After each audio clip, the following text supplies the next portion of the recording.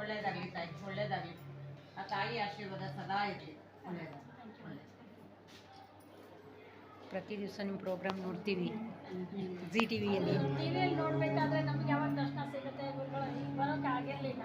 So ಭಗವಂತ ಒಂದು time ಕುಡಿಸಿ ಬರಬೇಕಲ್ಲ ನಮಗೆ. ಸೊ ಇವತ್ತು ಕೂಡಿ ಬಂತು ಅನಿಸುತ್ತೆ. ಯಾವ ಊರು ನಿಮ್ಮದು?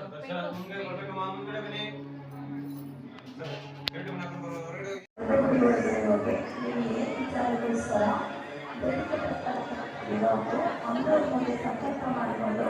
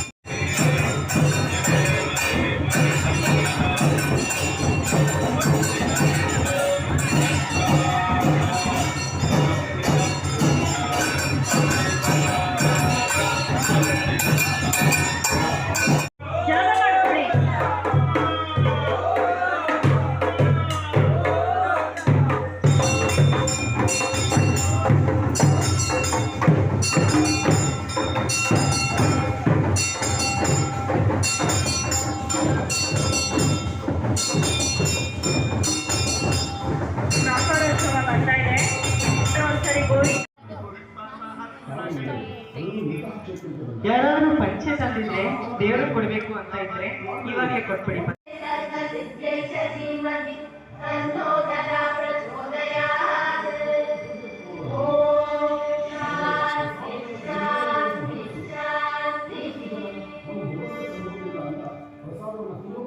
ಶ್ರೀ ಗುರುಭ್ಯೋ ನಮಃ.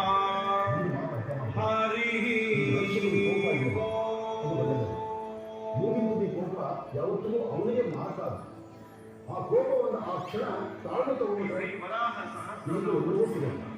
ಇಂತಹ ಅದ್ಭುತವಾದಂಥ ಸಾಲಿಗ್ರಾಮ, ಇಷ್ಟು ಬೃಹತ್ತರ ಸಾಲಿಗ್ರಾಮ, ಇಷ್ಟು ಸಾವಿರಾರು ಜನ ಒಂದು ದರ್ಶನ ಮಾಡುವಂಥ ಸಾಲಿಗ್ರಾಮ, ಇನ್ನು 4 ಜನರಿಗೆ ಮಾತ್ರ ಕೋಪ ಬಂತು, ಆವೇಶ ಬಂತು, ಅಭಾನಂದ ಮಾಸಾಲಿಗಾಗಿ ಆ ಕ್ಷಣ ಕೋಪ ಮಾಡುವವರಿಗೆ ಪ್ರಸಾದವನ್ನು ಸ್ವೀಕರಿಸಿದ ಹೊರಟವರಿಗೆ ಅಥವಾ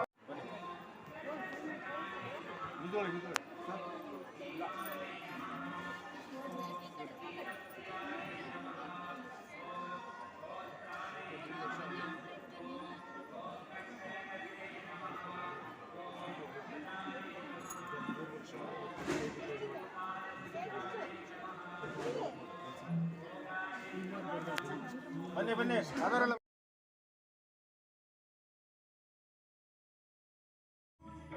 ಓಕೆ, ನಾವು ಆಶ್ರಮಕ್ಕೆ ಬಂದಿದ್ದು ತುಂಬ ಖುಷಿ ಆಯಿತು. ಈಗ ಹೊರಡ್ತಾ ಇದ್ದೀವಿ, ನಾವು ನಮ್ಮ ಫ್ರೆಂಡ್ಸು ಎಲ್ಲ ಸೇರಿ ಬಂದಿದ್ದೀವಿ.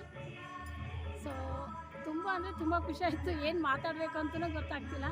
ಗುರುಗಳ ದರ್ಶನ ಆಗಿದ್ದು ಇನ್ನೂ ತುಂಬ ಸಂತೋಷ. ಅದು ಅಂತೂ ನಿಜ. ಅದು ನಿಜ. ಇನ್ನೇನು ಹೊರಡಬೇಕು ಅಂತ ಇದೀವಿ ಅಷ್ಟೊಳಗೆ ಗುರುಗಳು ಬಂದರು, ಆನಂದ್ ಗುರುಜಿ ಅವ್ರು ಬಂದರು. ಹೌದು, ಅಟ್ಲೀಸ್ಟ್ ಒಂದು ನಮಸ್ಕಾರ ಮಾಡುವಂಥದ್ದು ಭಾಗ್ಯ ಸಿಕ್ತು ಅಂತ ನಮ್ಗೆ ತುಂಬ ಸಂತೋಷ ಆಯಿತು. ಆಶೀರ್ವಾದ ಸಿಕ್ಕಲ್ಲ, ತುಂಬ ಖುಷಿ ಆಯಿತು. ಅದು ನಿಜ.